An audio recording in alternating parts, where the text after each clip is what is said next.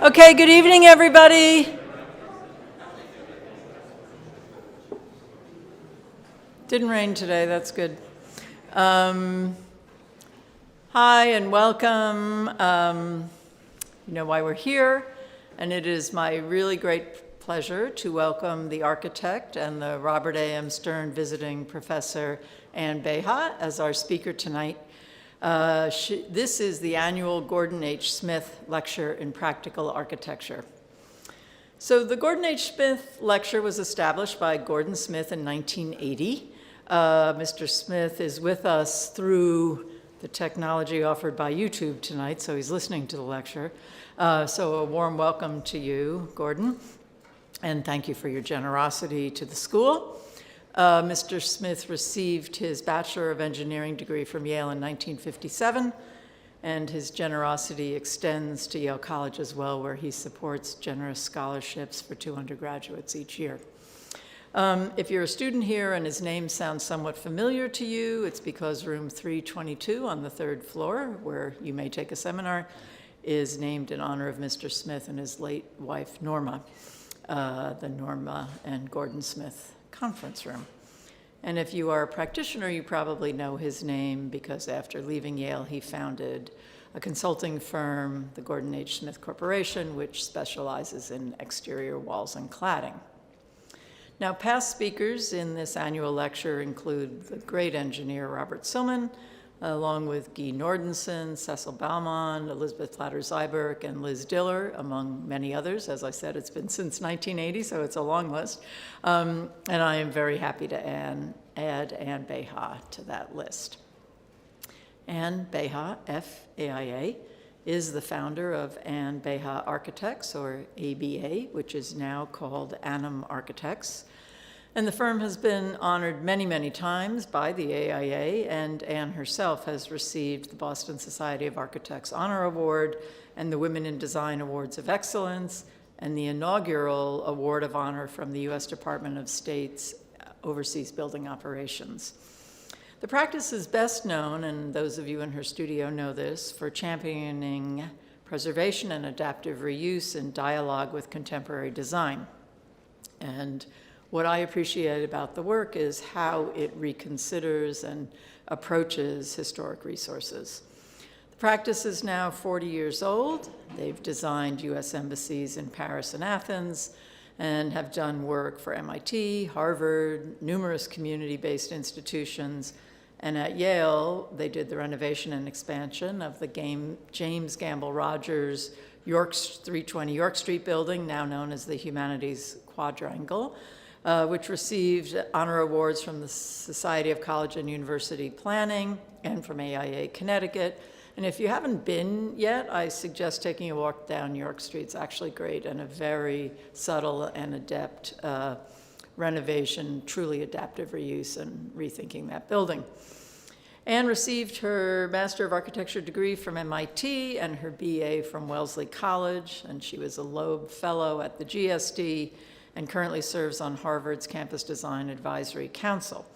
So please join me in welcoming her for her lecture, Straight Up with a Twist.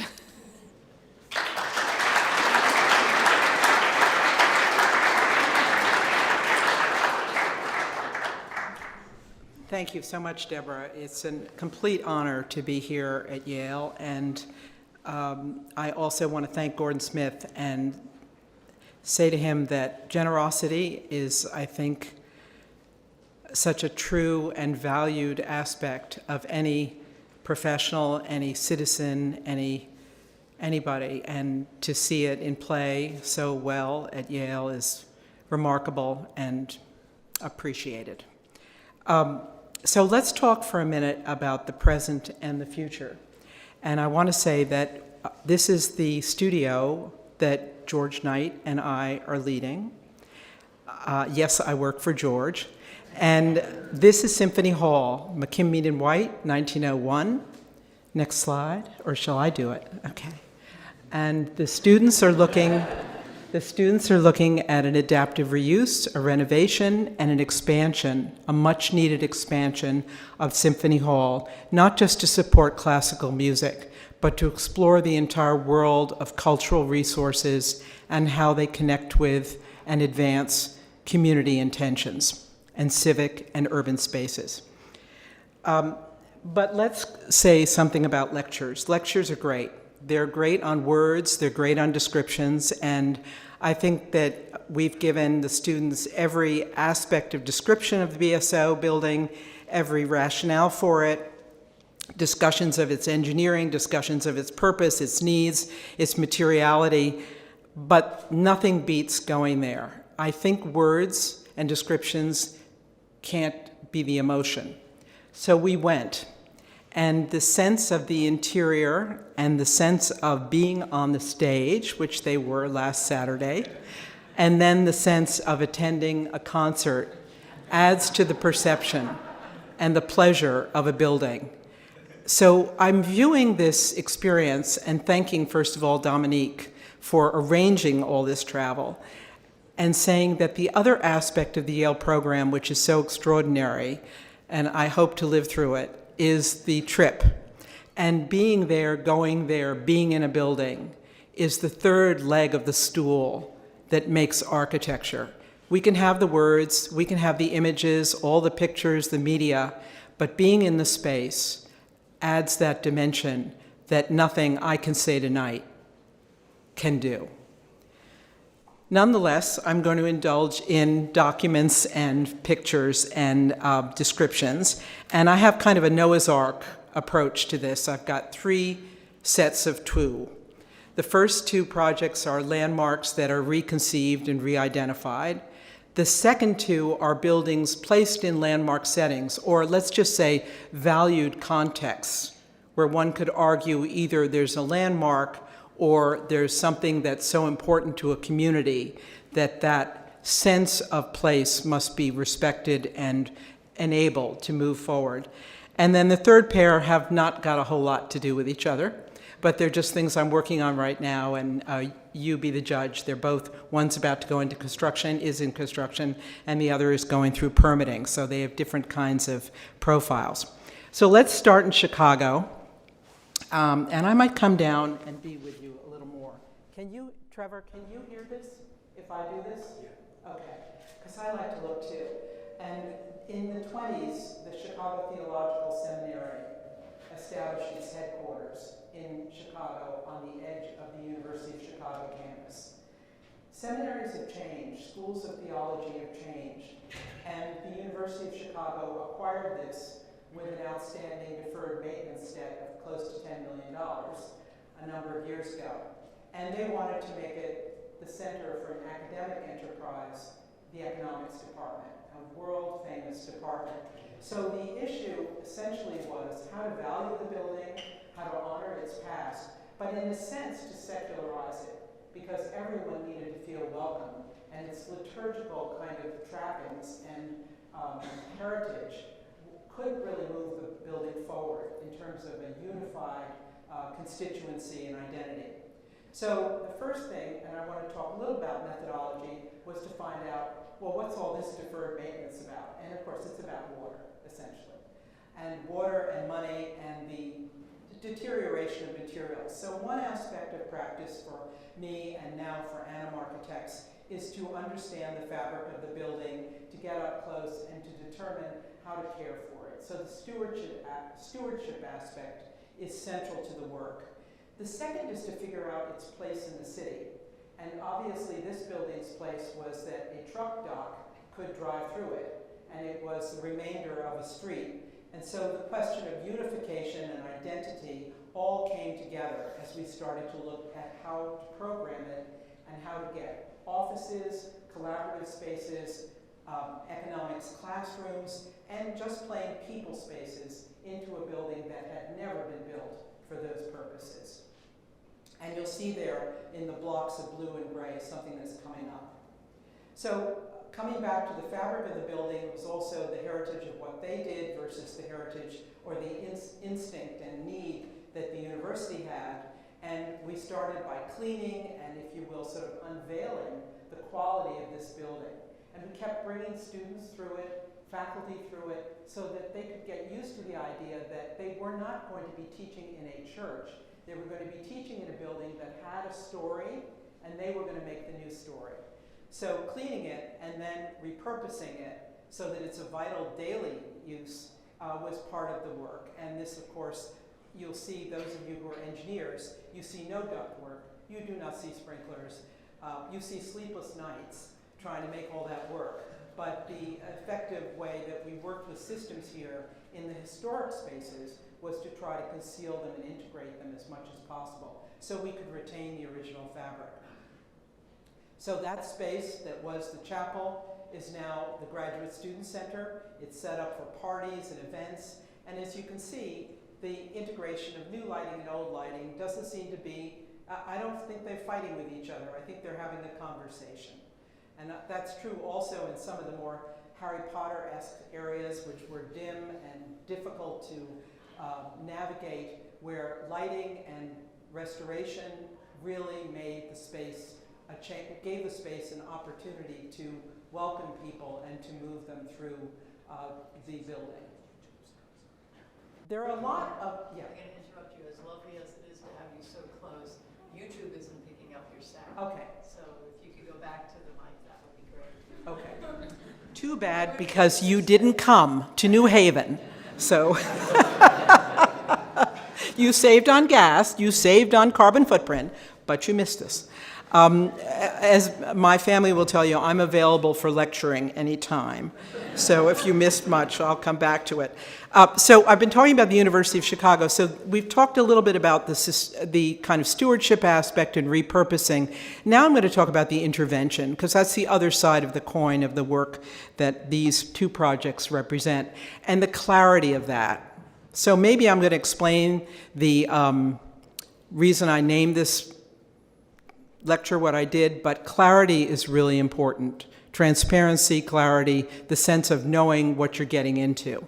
And this is a stair that's inserted between the steps, between the buildings, and it speaks to the fact that we were able to get the city to redirect the traffic and get it out of the middle of the building. So we're able to unify the structure.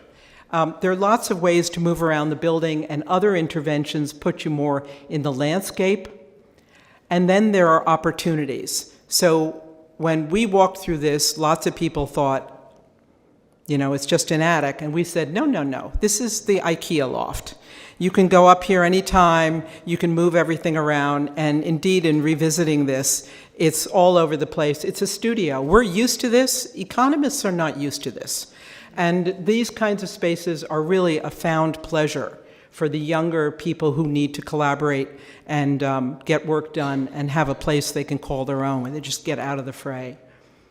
And then finally, the other intervention, of course, is the need for a large lecture hall, which the structure gave no sense of. You could not make such a space and keep this building intact. So we excavated, and we dug down for both mechanical systems, and we used the kind of tightness of the below-grade envelope to develop a greater sustainability about the systems.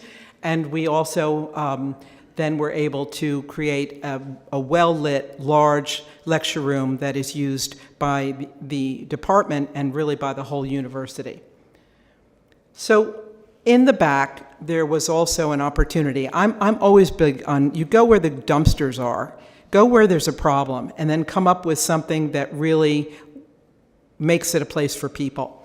So this was the back alley before it was closed, and that's that space now. And the street is a shared street.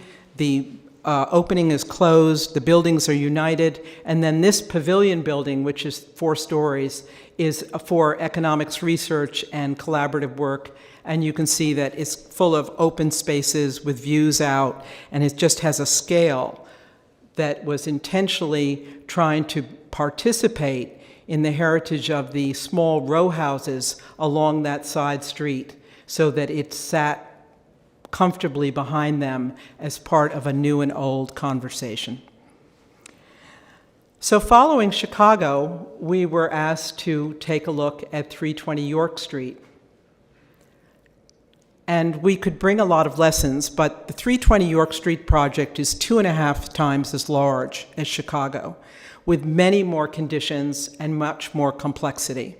It's a full block environment. It had been a dorm and graduate center, and it is now the Center for Humanities. And it too, in the early 20th century, had levels of craft that we see rarely, and wonderful spaces with some furniture still there.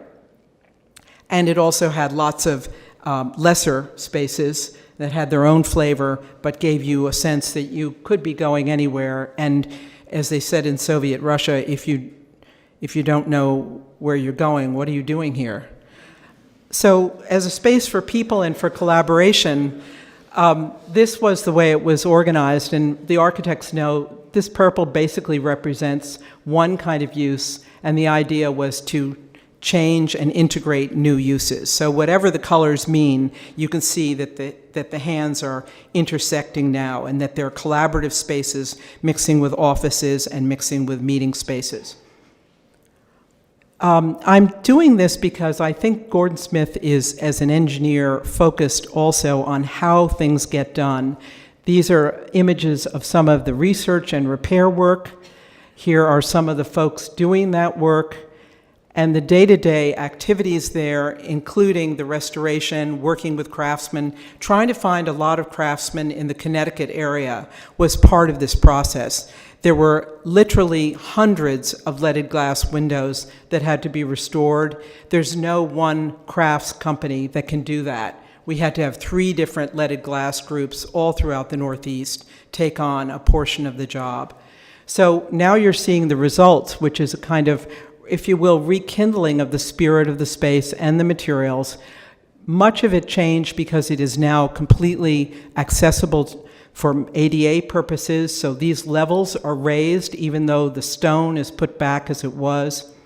And in it also is a new stair, a new vertical connector that unifies the building, and if we were all having a lecture there, we could do that via that stair without disturbing any of the offices. So we did need the stair to go someplace reasonable. This is where it was going. And now that space is a student concourse. It's below grade, but it includes open spaces, lots of borrowed light, and a kind of light touch for doing whatever you need to do. And then finally here also, the goal was a lecture hall and the goal was a film center, so there was no way to add footprint to the site. The idea, again, was to find that outside of changing the structure of the building, find those opportunities for the broad span functions, and so that's what we did. And we brought Chicago to Yale, but Yale taught us so much that was different, and it was so complex. And now these spaces are quite different, fresh. I'm thrilled to see people using them back after COVID. And they have skylights that go out into the garden above, but this is all under essentially a green roof. And that's the lecture hall. So historic spaces are certainly well cared for in this building, but that contrast with the more contemporary spaces is intentional, and hopefully it's a marriage that's a happy one, where there's a legibility. I think that buildings teach, and occupying a building like this should be both an opportunity to reference Yale's history and legacy, but also to think about the way we teach now, the way we learn, and the kinds of integration of contemporary design that are possible within historic spaces. And that's the green roof, the courtyard. So I'm glad, Deborah, thank you for mentioning it, and I hope people will go there.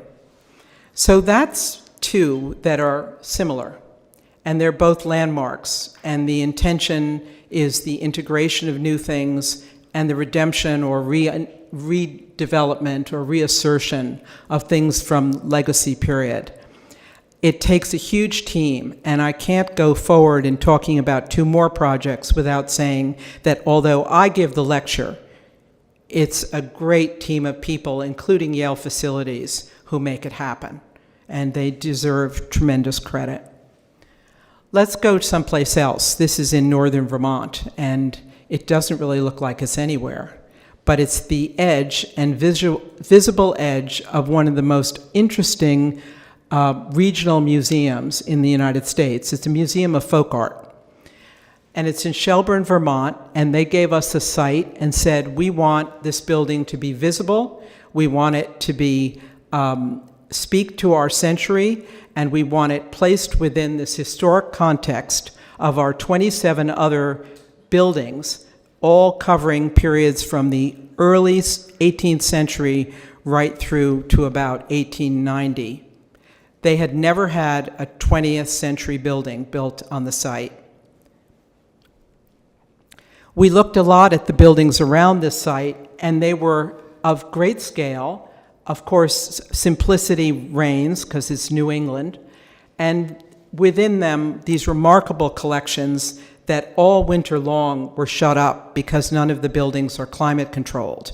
So the idea of this building was as a new center which could stay open all year and offer year-round programming and collections display. And the budget was tight. So we came up with a very simple idea of exhibition, the lobby, education area, with lots of views to the site. The idea of the building is that you don't spend all day there. You go there to get oriented, to see something, and then let's get out. Let's go see the real McCoy from the 19th century. Let's see the collections in situ, the way the donor planned them. And what I'm going to talk about for both these projects is the client group. So in this case, this is a typical workshop, and as you can see, this client was actively engaged in determining what would happen. There were hands-on sessions again and again and again, and lots of models, lots of options, and they needed to time travel to understand what they felt and could build consensus about was a piece of 21st century architecture. If you've skipped the 20th, what's the 21st? And when you say you want a contemporary building in an historic setting, what do 12 people really mean when they say that? And what does the community of Shelburne mean when they say that? So we started to develop what I call the series of options. And I spared you 4,000 of them and brought about 5. But we just kept pushing the question of, what about more glass? What about siding? How tall can we be? What about the connector being glass? What about the use of stone? That's common to your area, and we can use Champlain stone. What about cedar? Yes, there's maintenance, but it's from around here. What about large oculus? Can we look out? How do we feel about a flat roof? When can we start to think about a porch? And the narrative of how you make a building, for me, is one of interface and interpersonal connections on a professional basis where each side is pushing each other forward. And the outcome has to be something the architect believes in, but the client has to feel passionately enthusiastic about. So we did finally get there. And I'm just showing you how we got there, and that is largely through the use of common area materials. So beech flooring, cedar siding, stone, referring to the stone already on the site, setting up mock-ups, letting everybody see it. There were a lot of snowy trips. And this is the building now, and it sits as the gateway building to the entire campus. And it is, as I said, just made of very simple materials, a very, very resilient curtain wall because of the climate extremes in that part of Vermont, rubble stone from local, and then wood siding and very simple detailing. And it has tall spaces inside, Vermont slate flooring, and a large meeting room that's used for everything from craft fairs to weddings, with views out onto the site. And then again, this idea that transportation between the two floors should feel like a flow that's engaged with views as well as engaged with simple materials. And always the view. That's the Ticonderoga, a riverboat to die for that crossed Lake Champlain.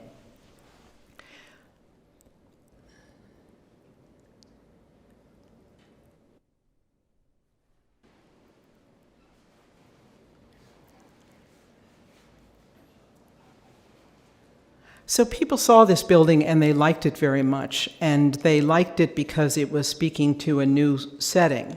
And we have always done a lot of work in education, and we were retained to develop a new lower school in Connecticut, in Greenwich, Connecticut, and many of the people who were supporting the school and parents knew something about our work in preservation and historic architecture, but they had also seen Shelburne and they wanted something very modern. So for me, modern is a very broad word. It doesn't really have a perfect interpretation, but we moved into site planning. Sasaki had done a very, very good master plan, and we developed a plan for a lower school and for an extension on the middle school. This is a campus that's located in a residential area. It has outbuildings, and its historic centerpiece is a stone, sort of Queen Anne style building constructed around 1901. We started the process by talking to the students about what they wanted from a school, what they didn't have, what they needed, and what it would be like to build a building that could fit in with the campus. And we heard amazing creative things from them. And we also worked with their faculty, imagining that as well.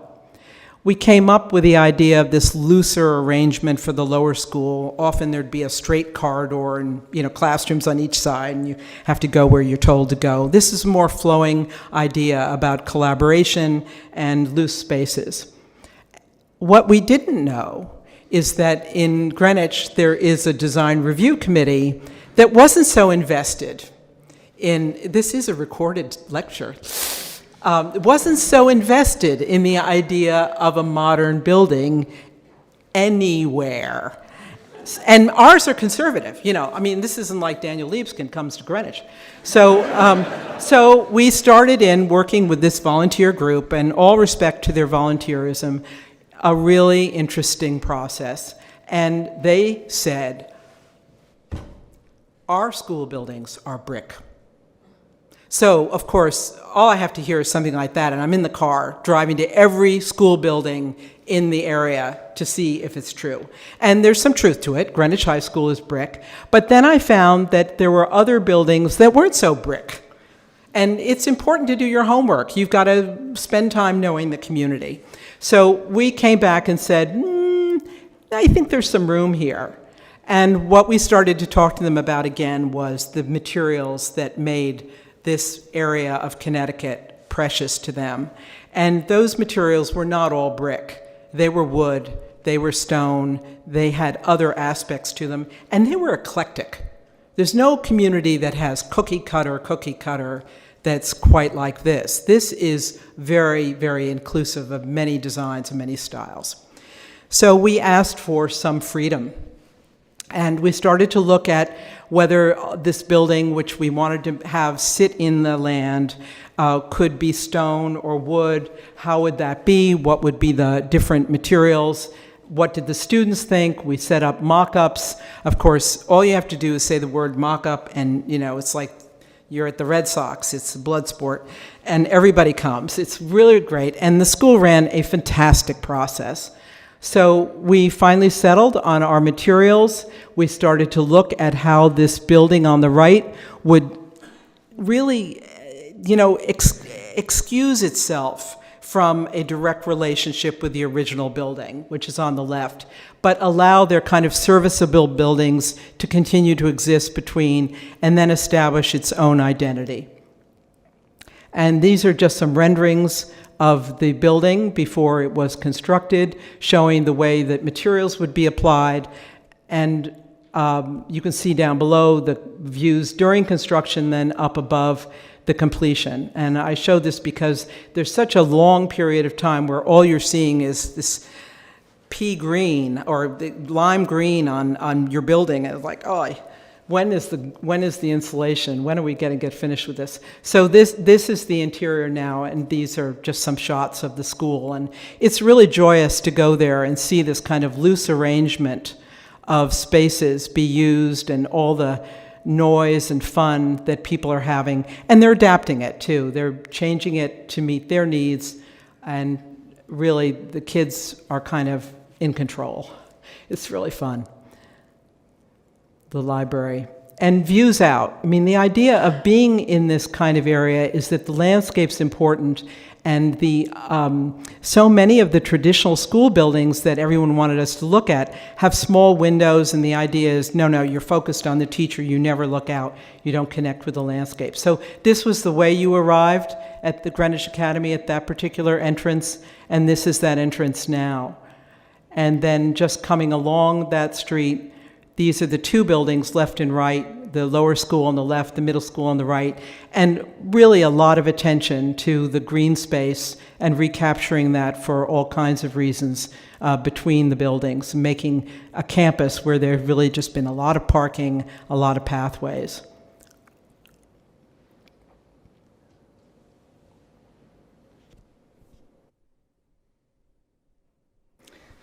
So I'm just going to say a little bit about what I'm up to now.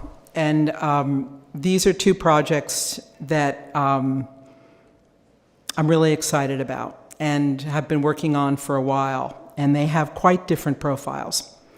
They are in valued settings.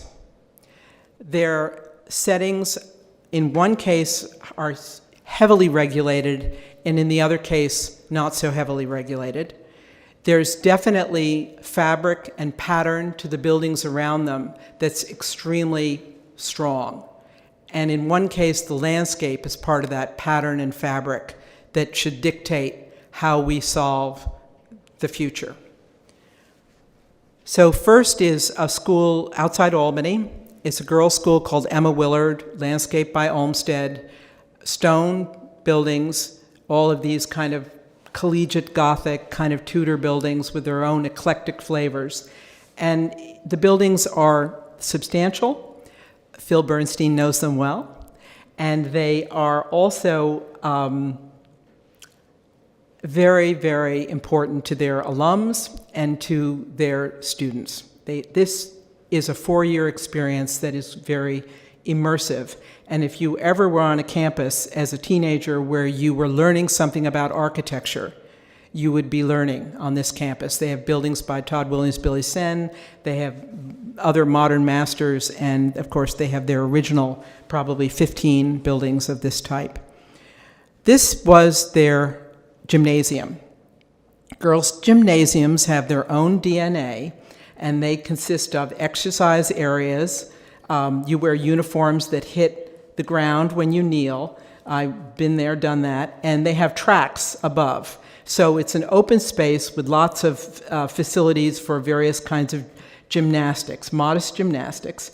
And in the 1950s, the school decided to make it a chapel.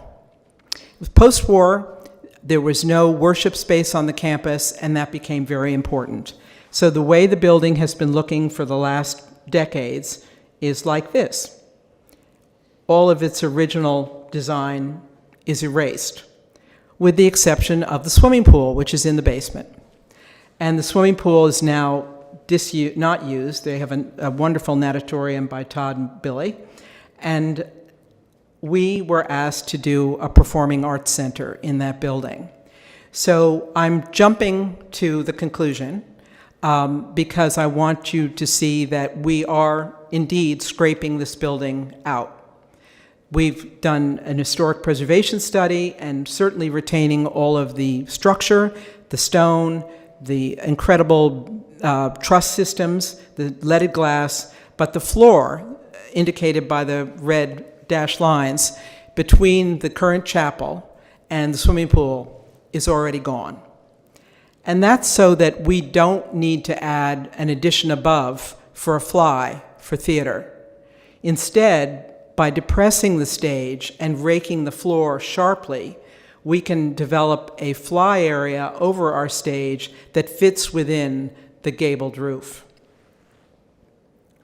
So this is a rendering of the room as it was at design development, with a window that's been, beautiful window that's been disused for years, restored and in place, side balconies, the stage itself, set up in this case for music, but it's also available for dance.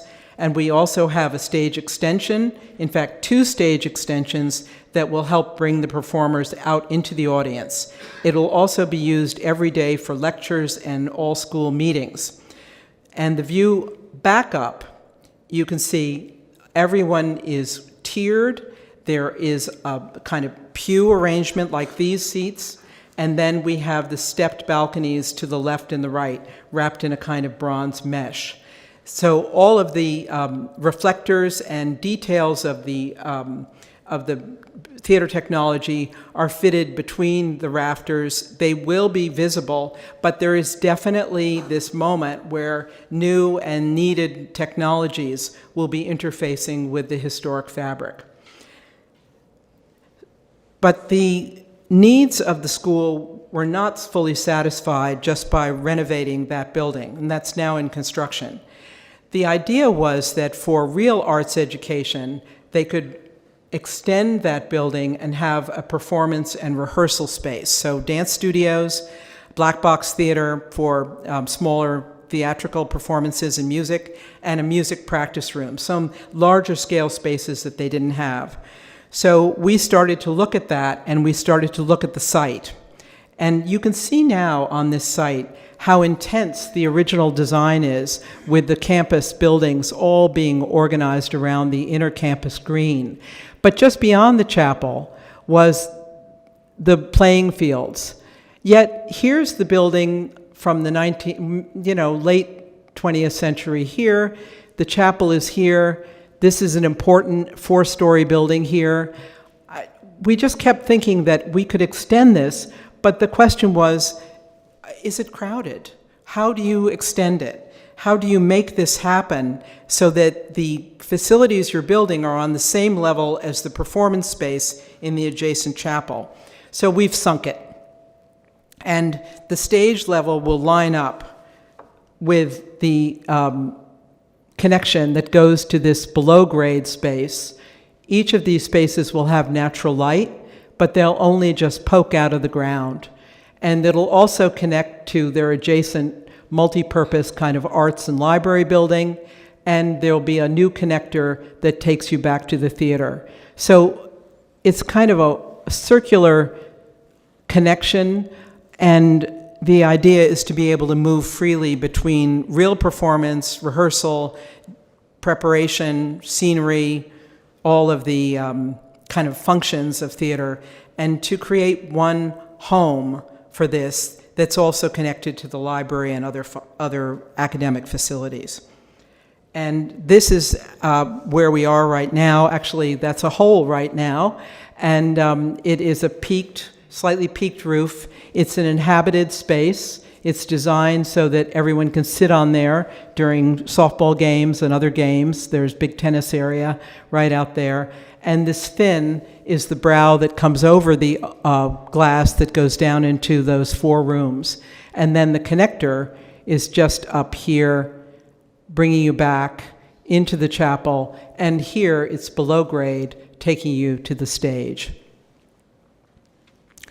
This will take about a year and a half or so to complete, maybe a little bit more. This is just a view of the simple dance studios. I think one of the things that Hope we're known for is a kind of spareness of materials. I think a lot of times it's important that the people who run the theaters and run the dance be able to manage and adapt those spaces to their needs. And so in working with them, what we're giving them is essentially an acoustic shell and a proper set of finishes and floors, and then welcoming them to adapt it over time to what they need most. So every room is carefully organized for its acoustics, but the real sense here is that you can have people moving between these spaces to do lots of different things. And that's the last slide of that. So those are the 3 pairs. I see connections between them. I don't know if everyone else does, but I think part of the connections are the processes of engagement with the client groups and their constituents, and the level of association that one has with the faculty and the users of the building, as well as the idea that one doesn't always need to build above in order to be effective. Sometimes what's important to do is to build within the landscape rather than on the landscape. So just before we end, let me just say something about new chapters. As Deborah said, my new chapter is now a senior collaborating architect with Annum Architects, which is the successor firm to Beha Architects. The new name indicates a new generation of leadership, and they are amazing, and it is just a pleasure to watch them soar. So in this chapter, I have the independence for initiatives like the one I'm in right now, teaching at Yale, something I could never do when I was running a practice. And I have an opportunity for more advocacy in my community, for more engagement with the profession, for exploring a widened view of practice and its potential to impact. And I would say that teaching the studio with George and working with the 10 students we have has already illuminated the way I feel that architecture can be explained and learned and shared with people who are so enthusiastic and so talented. So because I have this new world swirling around me and the opportunity to do something about it, I invested $27 in a new domain name. And that domain name is, oh, shit, I forgot this thing. I want the cocktail so badly. All right, I've got to show you this one. And, oh, man. Okay, so, well, I did put this in last night, so I'm a little hazy on it. All right, so this is in the South End, so everybody has an opinion. I'm just going to say that. This is an area of Victorian brick buildings, and there's a very strong Latinx community in this area of the city. So this is a new community building for the Latinx community, and we're doing it as a collaboration with another firm, Studio AIA, which is run by Natasha Espada, who herself is Puerto Rican. And they have asked us to develop a new building on this site in one of Boston's most historic districts. Read lots of concern. And of course, as a very important organization in our city, they want a building that's fresh and vibrant. So we have gone through a process of looking at how the fabric of these Victorians, which are the natural part of this city, they are the heritage of this, and how a new building, how they scale together, how you start to read the openings and the lines. And this is a process that Natasha and I have found we do with all of our projects as we try to fit them in. There's always these kind of diagram efforts to integrate their alignment. And here is the site now, and we are just getting through our permitting. This will be the building. It is a terracotta rain screen, simple building of curtain wall construction. It's 4 stories. It has all kinds of community facilities in it. And I would have to say it was not what the Historic Commission in the South End expected.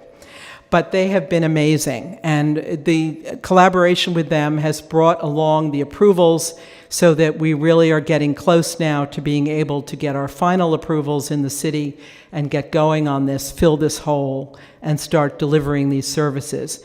And our office is also handling these kinds of performance spaces that are in the building, and we are looking not only at the simplicity of it, but also how it engages with the nearby playground. And you can see here that there's an enormous big door in the middle of it, which we would love to have open onto the playground so that both there's interior activities and then it bleeds out into the neighborhood. And the community has been incredibly supportive of this. The Landmarks Commission has really come a long way with us, and we've come a long way with them, working with them, and we've learned so much from each other. So that's what's going on. I hope to get a start. We'll get in the ground on this probably I'm hoping in the fall. So back to the $27. So I invested $27 on a new domain name, and that's the name. And nobody had bought this. I mean, there are citizen architects, but there's no architect citizen. And I figured, well, that's what I am. I'm an architect. I can't not be an architect, but I'm a citizen. And maybe in the years to come, I have a little more time to exercise that citizen part of my life. So what does that mean? Well, so far, it means practice, because I am. It means education, and thank you, yes. It means advocacy and going to a lot of community meetings that before you just said, well, I'll just listen to the Zoom. It means engagement with a lot of people who have development going up near them and are not enfranchised to speak out about what they need. And our studio knows that because we've had, even on the Symphony Hall project, advocates for public housing speaking to us directly. And those people need to be heard. And it means communications. So communications are the fabric of this lecture. They are also the fabric of how one explains to a community what an architect can do and should be doing. And communications with the city and with regulatory groups is all an effort to try to help us grow together towards understanding that we can have our legacy, we can have our stories, but we need to broaden our sense of what legacy is, extending it to more members of our community and more different groups. And we need to understand that communication around that is going to bring that into the front, and we're going to be able to work better with our communities. So the last thing is urgency, and that has nothing to do with my age. But it does have a sense that there are a lot of problems out there that architects are particularly well qualified to address. But in my practice of 40 years, we haven't nailed them. So it is very urgent that we get on this.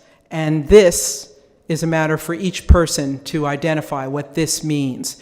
But for me, urgency means the need to move the ball forward on getting problems solved and getting procedures in place that will allow for the best of design excellence to come to every community. And I guess the other urgency piece, just to paraphrase Billy Crystal in When Harry Met Sally, not that scene, but another one, he says something like, so when you finally figured out what you want to do with your life, you want to have it start as soon as possible. So that's what I think the urgency means. Once you really decide what you want to do, you want to kick it up and get it going. And that's what my next chapter, I hope, will be about. So the final thing, Deborah and I were talking about why this title, because it's kind of mysterious. And so I'll share this with Deborah. I was thinking about this title, and I think that one of the things I've always hoped for in my work is clarity. And I think this title is about clarity, and clarity of movement, clarity of appreciation, clarity of care. And I also believe in bespoke vessels, and I think this speaks to that but there's no kidding around. I also believe in the twist.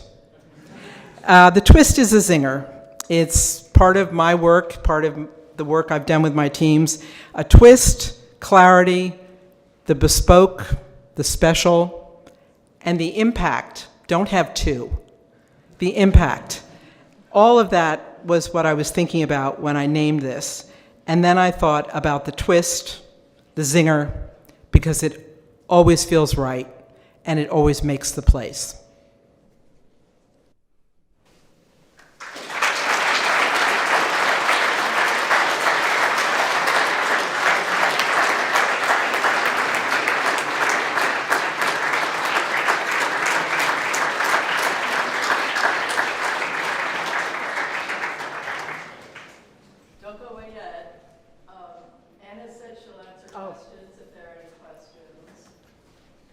And I realize I'm the only thing standing between you and that. So I figure the questions will be brief. How is it you could not present a project? Well, that's a good question. Any questions, anybody? They want the cocktail. Well, okay, so it is, oh wait, we have a question. Don't go anywhere.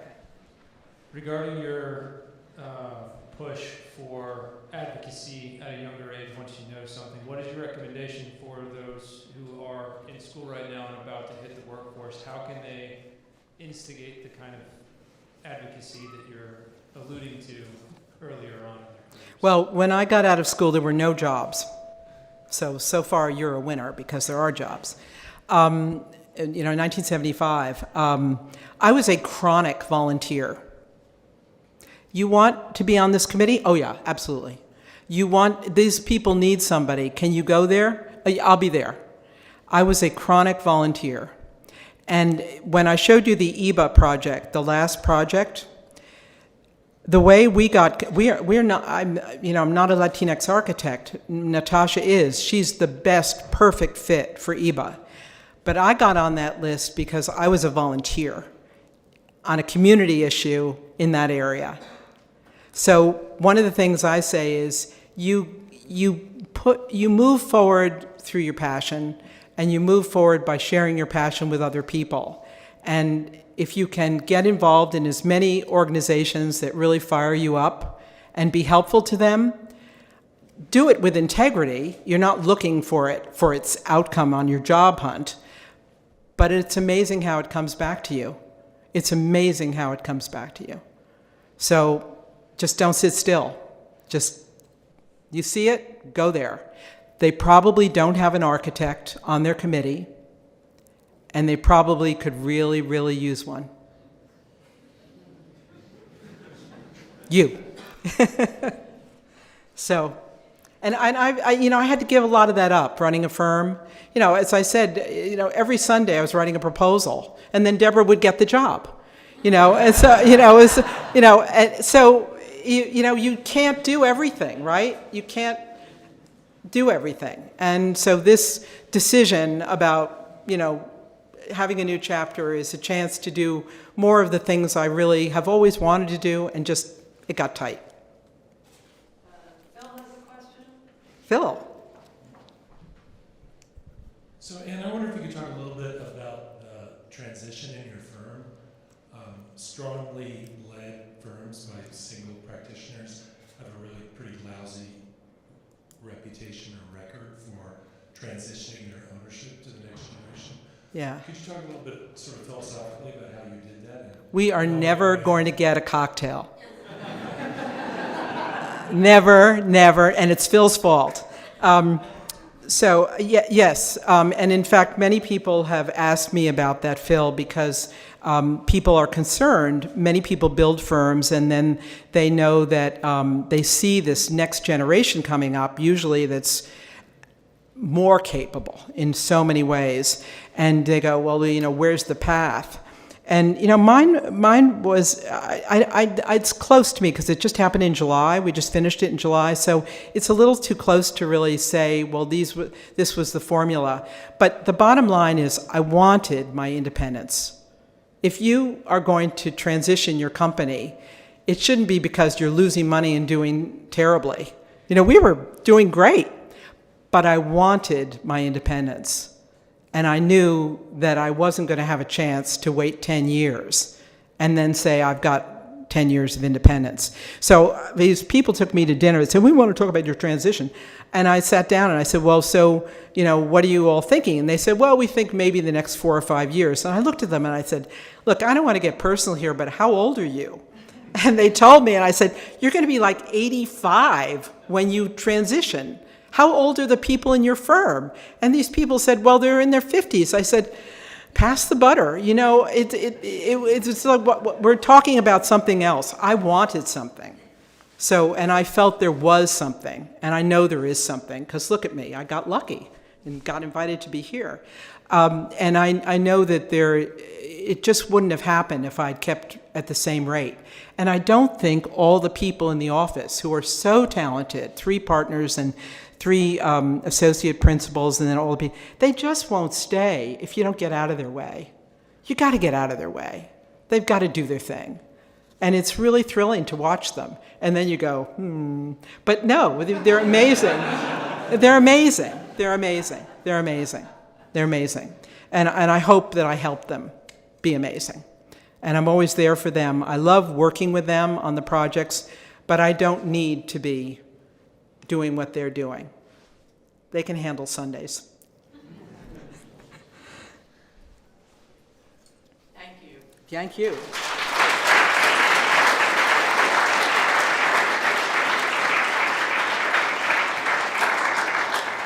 Honestly, I don't think I've ever beaten Anne in going after a job, but you were kind to allude to the possibility.